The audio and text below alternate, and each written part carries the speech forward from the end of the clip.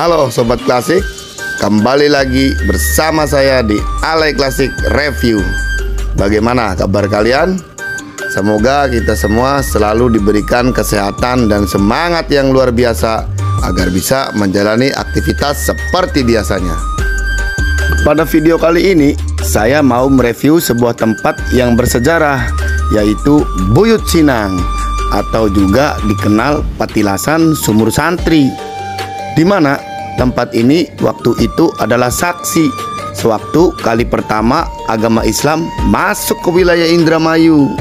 Buyut Sinang sendiri berada di Desa Loyang, Kecamatan Cikedung, Indramayu, Jawa Barat.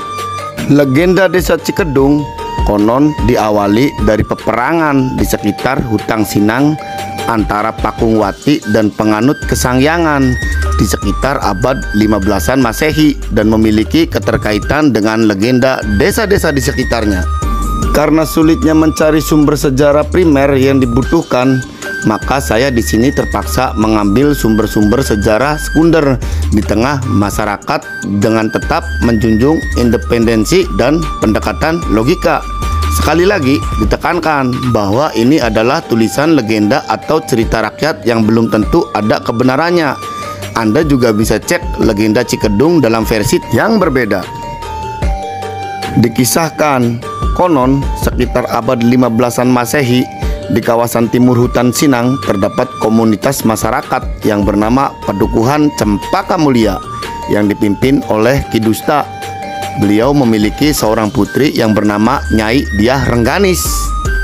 Masyarakat Padukuhan ini adalah pendatang baik sebagai pencari lahan garapan baru, pengolah hasil hutan, tukang kayu, dan pengungsi pelarian dari daerah lain yang kemudian menetap di sana. Penduduk Duku Cempaka Mulia menganut agama Kesangyangan, sedangkan bahasa dan aksennya adalah campuran bahasa Sunda dan Jawa yang memunculkan keunikan sendiri yang disebut bahasa Indramayu Reang, bukan bahasa Indramayu Isun. Ki Dusta memiliki dua orang murid, mereka adalah Ki Koang dan Ki Brangbang, yang konon berperilaku temperamental tetapi sangat setia dengan gurunya. Suatu hari ketika perjalanan, Pangeran Cakrabuana sampai juga di pedukuhan ini dan mengetahui masyarakat Cempaka Mulia belum menganut agama Islam. Kemudian Pangeran Cakrabuana mengajak penduduk masuk agama Islam dengan cara-cara halus. Salah satu yang dilakukannya adalah menjadi dalang wayang kulit di perempatan Bugis Bugiana, atau lebih dikenal dengan sekarang adalah Majasayun. Wayangnya dibuat mendadak dari kulit banteng yang ditangkap di hutan Sinang. Penduduk Cempaka Mulia pun menonton wayang kulit ini, tapi oleh sang dalang diwajibkan sebelum menonton semuanya bersama-sama membaca 2 kalimat syahadat sebagai tanda masuk Islam. Singkat cerita, sang dalang atau Pangeran Cakrabuana harus kembali ke Cirebon. Pangeran Cakrabuana mengutus Ki Walidin untuk menetap dan mengajarkan ilmu keislaman pada penduduk setempat yang baru masuk Islam, termasuk menyunati para lelakinya tersebut. Menurut cerita, Ki Walidin melakukan kesalahan dalam proses menyunati masyarakat Cempaka Mulia atau yang sekarang dikenal Desa Amis. Karena setelah disunati banyak warga yang meninggal, sehingga banyak warga yang ketakutan untuk masuk agama Islam, termasuk 2 murid Ki Dusta, yaitu Ki Brangbang dan Ki Koang. Sementara itu, di sudut lain pedukuhan, Ki Dusta terus mengamati dan menyadari ada upaya mengganti keyakinan penduduk Duku Cempaka Mulia yang sudah dianut bertahun-tahun dengan agama Islam. Ki Koang dan Ki Brangbang sebagai murid Ki Dusta menentang penyebaran agama Islam yang dilakukan Ki Walidin. Pertentangan ini semakin hari semakin memanas dan puncaknya adalah terbunuhnya Ki Walidin. Tewasnya Ki Walidin diketahui oleh Pangeran Cakrabuana di Pakungwati, sehingga Ki Dusta dan muridnya pantas dihukum. Tanpa menunggu lama, dengan jarak yang akan ditempuh sangat jauh, Pangeran Cakrabuana segera mengirimkan pasukan kecil pilihan dari Pakungwati dan santri-santri dari Pasambangan. Ditunjuklah Ki Ageng Agrantaka dan Ki Ageng Krapyak untuk memimpin pasukan ini dan diperintahkan ke Cempaka Mulia secepatnya, sedangkan Pangeran Cakrabuana akan menyusul kemudian. Kabar kematian Ki Walidin ini membuat pendukuhan Cempaka Mulia mencekam dan ketakutan. Penduduk yang sudah memeluk agama Islam segera mengungsi ke tempat aman. Ki Dusta segera mengumpulkan orang-orang yang masih di bawah pengaruhnya untuk mempersiapkan menghadapi segala kemungkinan, terutama dari Pangeran Cakrabuana. Dengan kemampuan dan keahlian perang seadanya, terbentuklah pasukan kecil Cempaka Mulia di sebuah tanah lapang atau tegalan di sisi utara dan timur dukuh Cempaka Mulia. Singkat waktu, pasukan Ki Dusta akhirnya bertemu dengan pasukan Pakungwati dan perang pun tidak bisa dihindari. Perang ini pun dinamakan Perang Sakti karena walau banyak jatuh korban dari kedua belah pihak dan darah pun terus tumpah, namun yang jadi heran tak ada yang meninggal karena bekas luka akibat perang bisa sembuh dengan sendirinya. Namun darah yang tumpah begitu banyak. Konon saking banyaknya darah, perang ini mengakibatkan banjir darah hingga sebatas mata kaki, hingga menimbulkan bau amis yang menyengat. Tegalan bekas peperangan ini masih ada sampai sekarang dan disebut Tegal Peninjauan karena saat peperangan terjadi, Cakrabuana melihat atau meninjau dari kejauhan. Berawal dari bau amisnya darah korban peperangan ini, nama Amis digunakan sebagai nama desa di kemudian hari. Didasari peristiwa lampau tersebut, sampai sekarang warga desa Amis tabu menganggap wayang kulit atau kesenian lain yang menggunakan media kulit seperti kuda lumping. Sebab jika dilanggar, maka diyakini akan muncul prahara seperti dahulu atau meninggalnya salah seorang anggota masyarakat setempat. Jika ada adat-adat desa lain pun bukan wayang kulit yang dipertunjukkan seperti desa-desa sekitar, tetapi warga desa ini menggunakan wayang golek ceplak. Medan peperangan tidak hanya di Tegal Peninjauan, tetapi meluas ke arah utara dan barat, mengikuti alur mundurnya pemimpin dan pasukan Ki Dusta yang kalah perang. Ki Dusta memisahkan diri dengan induk pasukannya ke utara dengan maksud memecah pasukan Pakungwati. Namun upaya ini tidak berhasil, hanya Ki Ageng Krapyak saja yang mengejar Ki Dusta. Perang tanding keduanya antara Ki Dusta dan Ki Ageng Krapyak tidak hanya di satu tempat, tapi juga di beberapa tempat. Konon ketika mereka berkelahi di suatu tempat yang tanahnya berpasir dan terdapat pohon jati besar berjajar 21, maka kelak tempat itu dinamakan Desa Jatisura. Ketika Ki Ageng Krapyak memutus telinga Ki Dusta dengan pedang saktinya, daerah ini di kemudian hari dikenal dengan nama Tegal Kuping atau yang sekarang menjadi komplek pemakaman Kristen di Desa Jatisura, Kecamatan Cikedung. Dan pada akhirnya Ki Ageng Krapyak bisa dikalahkan oleh Ki Dusta dengan menjambak rambutnya ketika akan berwudu di sumur asinan. Ki Ageng Krapyak pun tewas dan menghilang, yang bakal kemudian tempat itu menjadi cikal bakal Desa Jambak. Nama desa yang berasal dari kata jambak memiliki arti dalam kata bahasa Indonesia menarik rambut kepala. Setelah Ki Ageng Krapyak tewas, Ki Dusta pun kembali ke medan peperangan dan terus mengganggu sisa prajurit Pakungwati. Sementara di sisi lain, prajurit Pakungwati yang tersisa dipimpin Ki Ageng Agrantaka mengejar sisa pasukan Ki Dusta yang dipimpin Ki Koang dan Ki Brangbang yang lari ke wilayah barat. Pengejaran ini membuat sisa pasukan Pakungwati kelelahan dan kehausan. Mereka harus mencari air dengan pergi ke arah utara yang dinilai lebih aman. Ki Ageng Agrantaka akhirnya menemukan sebuah sumber air berupa kedung atau dalam bahasa Indonesia sumur air di tengah sungai kering. Airnya sangat jernih dan tidak berasa anta ataupun asin. Di sekitar sumber air yang berbentuk kedung yang sekarang menjadi Buyut Kalen Cambi ini kelak akan menjadi cikal bakal pemukiman Desa Cikedung. Yang pertama, nama Cikedung berasal dari kata cai atau ci dari bahasa Sunda yang berarti air dan kedung atau sumber air. Penemuan sumber air di Buyut Kalen Cambi ini pun menjadi sangat berharga bagi seluruh pasukan Pakungwati. Setelah mendapat air, pasukan Pakungwati melanjutkan pengejaran pasukan Ki Koang dan Ki Brangbang ke selatan. Pada saat pengejaran, mereka sampai di tepi sungai yang kering dan lebar atau Kali Pendil. Didapati sebuah pohon lo yang besar. Pohon ini menjadi pemujaan penganut agama Kesangyangan. Saat kedatangan pasukan Ki Ageng Agrantaka, ada petapa tua di bawah pohon lo itu. Ki Ageng Agrantaka menanyakan arah pelarian pasukan Ki Dusta, namun petapa tua itu lenyap entah kemana. Daerah ini kemudian hari dihuni penduduk dan diberi nama Desa Loyang atau Desa Loyang, nama yang diambil dari nama pohon lo yang menjadi tempat pemujaan Kesangyangan atau Yang. Ki Ageng Agrantaka terus membawa pasukannya ke selatan mengikuti sisa pasukan Ki Dusta sampai di pedalaman hutan yang kering.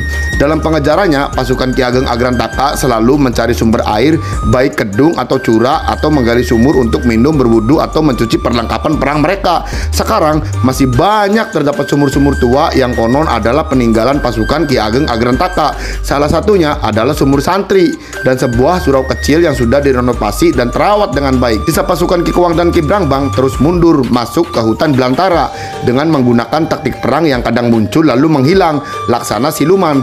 Maka Ki Ageng Agrantaka menyebut mereka Sinang dari bahasa Indramayu, yakni senang atau nang, atau sapaan akrab kepada bocah lelaki ataupun anak kecil yang suka berlarian atau senang main petak umpet. Maka hutan tersebut dikenal sebagai hutan Sinang, atau sebagian orang menyebutnya hutan alas loyang. Akhirnya, atas perintah Pangeran Cakrabuana, pengejaran dihentikan setelah Ki Dusta sebagai pemimpin besarnya berhasil dikalahkan oleh Pangeran Cakrabuana. Apalagi sisa pasukan Ki Kuwang dan Ki Brangbang tak lagi bisa dikejar dan hilang entah kemana. Sampai sekarang di tengah hutan Sinang terdapat situs di mana menurut keyakinan masyarakat setempat menjadi tempat dulu pasukan Ki Dusta Moksa. Konon di tempat ini dulu masih kerap terdengar alunan gamelan di malam hari. Juga menurut beberapa orang pernah melihat penampakan wanita cantik dengan kostum zaman dulu yang menurut mereka adalah penjelmaan Nyai Dia Rengganis atau Putri Ki Dusta. Kini situs Buyut Sinang hanya tinggal segerombolan pohon yang sangat besar dan tua di atas bukit yang dikepung tanaman industri tebu dengan aura mistisnya yang masih terasa. Situs ini diyakini pula sebagai istana Ki Dusta dan rakyatnya. Konon pohon-pohon itu tak bisa ditebang atau dirobohkan walau menggunakan bulldozer sekalipun. Jika menjelang petang, penduduk setempat melarang keras siapapun berada di sekitar lokasi untuk mencegah hal-hal yang tidak diinginkan. Jangan lupa like, subscribe, dan pencet tombol notifikasi loncengnya ya, agar kalian tak ketinggalan informasi tempat-tempat yang menarik dari Alay Klasik Review. Oke Sobat Klasik, jadi seperti sekarang inilah ya keadaan kondisi hutan Sinang yang kebanyakan sudah beralih fungsi menjadi lahan kebun tebu ya sepertinya. Tapi untuk jalannya sendiri di sini sepertinya masih terbuat dari tanah ya. Untung kita datang kemari ini pas musim kemarau, jadi jalannya tidak becek ya Sobat Klasik. Bagaimana keseruan kita nanti untuk mereview tempat Buyut Sinang? Terus saksikan videonya dan ikuti perjalanan kita dalam review Buyut Sinang.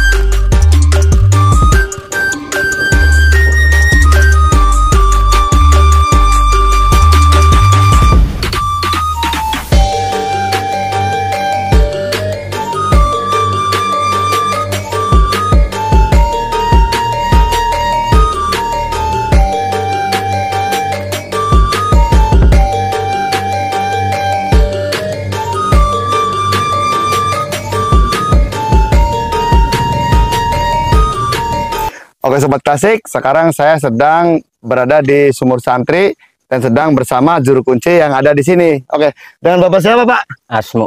Dengan Bapak Asmu. Bapak udah lama di sini? Udah. Sebagai juru kunci nih.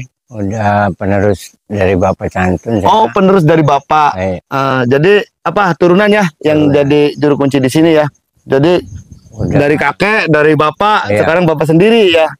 Oh, berarti udah 6 tahun ya Pak? 6 tahun. Oke Pak, yang datang ke sini biasanya itu dari mana aja itu Pak? Dari mana? Ya banyak, dari Indramayu, dari Jakarta. Dari Indramayunya sendiri ya?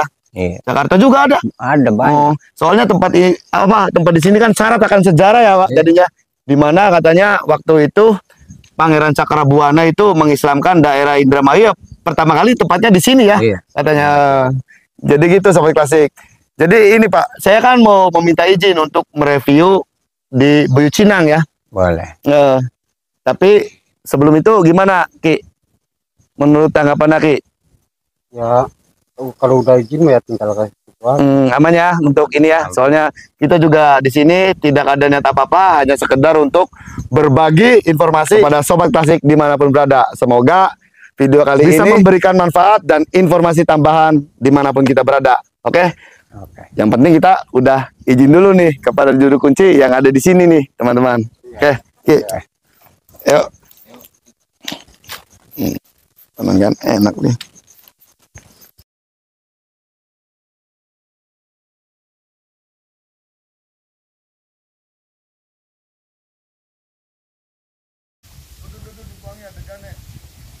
Setelah kita mengunjungi situs Sumur Santri, sekarang kita menuju situs Buyut Cinang, tempat di mana waktu itu pasukan Ki Kuang dan Ki Brangbang moksa atau menghilang dan tak pernah ditemukan oleh pasukan Ki Ageng Agrantaka.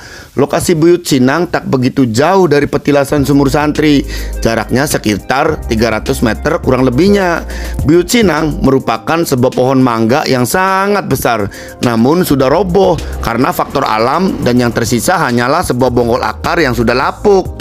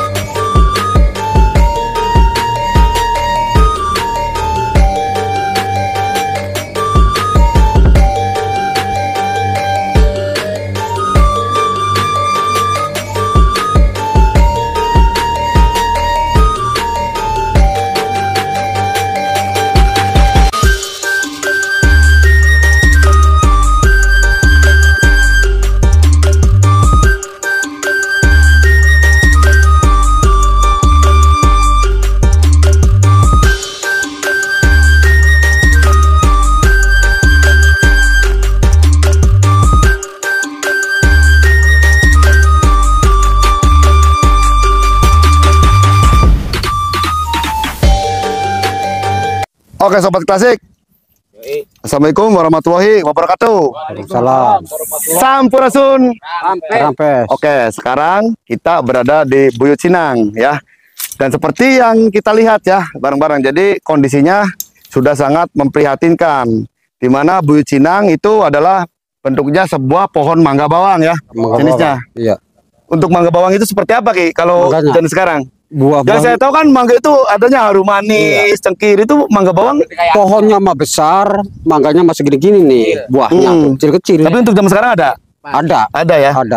Soalnya saya kurang Iya. paham dengan itu. Yang intinya mah itu pohonnya mah pohon mangga. Mangga. Tapi emang dulunya itu besar banget ya. Besar. Pohon mangganya ya. Pokoknya 6 orang baru kecakep. 6 orang misalkan dirangkul itu baru kecakap ya. Iya, baru. Karena itu memang sebuah istilahnya kebuyutan ya. Kebuyutan. Kalau di sini. Iya. Di mana waktu itu ketika Ki Koang dan yang lainnya itu berlari dari kejaran Pangeran Cakrabuana, ketika mereka tepat di pohon mangga bawang ini selalu menghilang dan tak pernah ditemukan nih sobat klasik. Jadi gimana itu Ki? Menurut Ki Tunggak Wulung ya, Iya. katanya kan di sini kan apa Ki Tunggak itu sebagai sepupu dari Juru Kunci ya. Iya.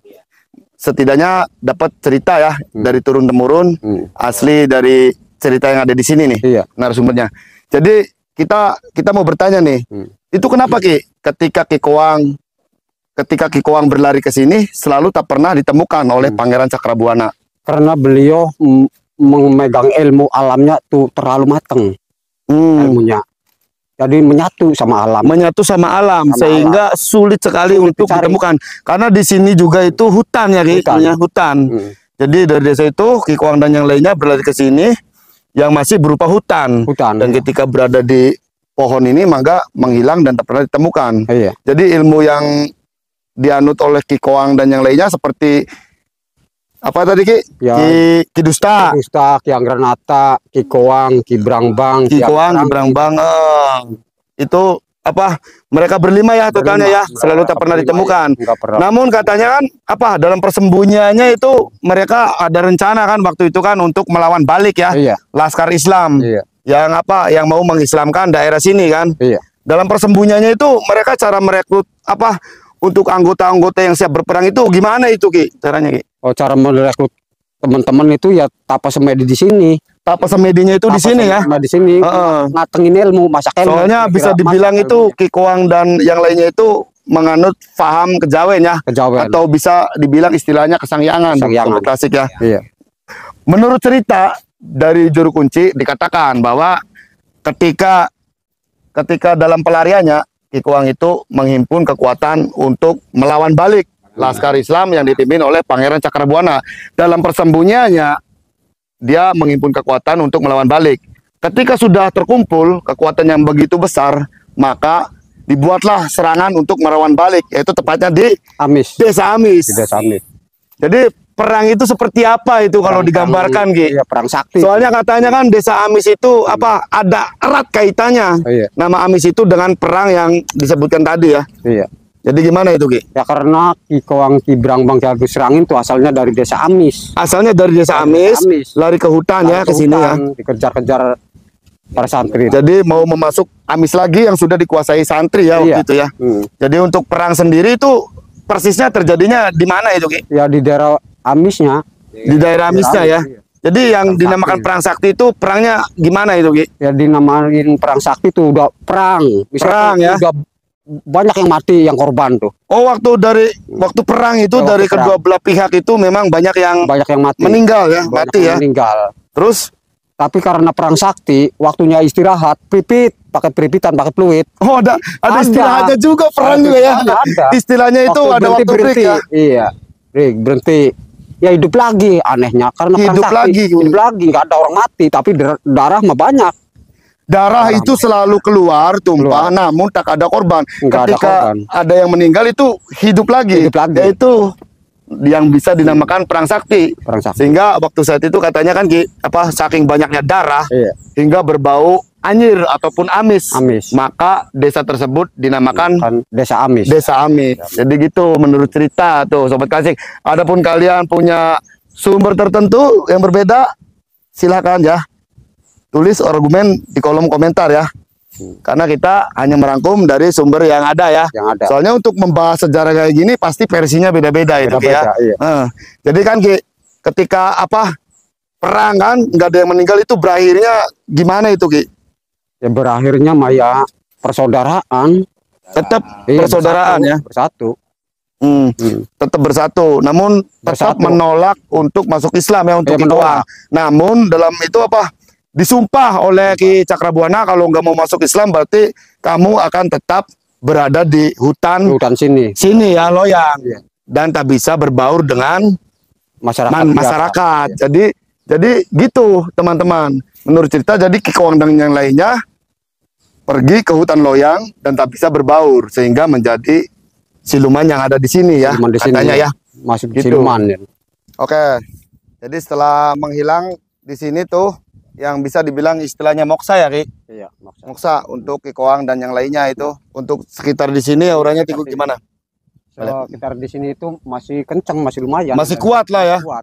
Jadi untuk auranya itu positif apa negatif itu Ki? Ya di sini ya intinya ya positif, nggak ada Positif yang ya. negatif, positif. Jadi udah karena di bersatu. sini juga ya apa banyak ya orang-orang yang datang kemari yang mempunyai hajat tertentu dan niat masing-masing ya. Iya, Ya Ki. iya. Biasanya tuh Ki apa orang-orang yang datang kemari itu bertujuan untuk apa itu Ki? Ya tujuan masing-masing, ada yang mau usahanya sukses, ada yang mau naik pangkat, ada yang mau warungannya yang lumayan penghasilannya. Tapi Karena tetap Pak khusus yang kuasa. yang kuasa ya untuk niat baiknya ya. Iya. Wah, oke, jadi pesan kita ya, Iya. dimanapun berada sejarah akan tetap selalu melekat ya. Walaupun itu bisa dibilang hanya mitos dan dongeng. Namun biar bagaimanapun kita wajib melestarikan ya tempat yang bersejarah. Adapun niatnya itu tujuan masing-masing dari diri kita sendiri. Namun setidaknya semoga apa kita semua dapat mengambil sisi positif ya dari cerita yang kita rangkum di sini. Oke, kita akhiri sampai di sini. Nantikan video-video kita selanjutnya ya. Selalu ada tempat yang menarik untuk kita review. Assalamualaikum warahmatullahi wabarakatuh. Waalaikumsalam. Sampurasun. Rampe. Tidak ada alasan untuk malas.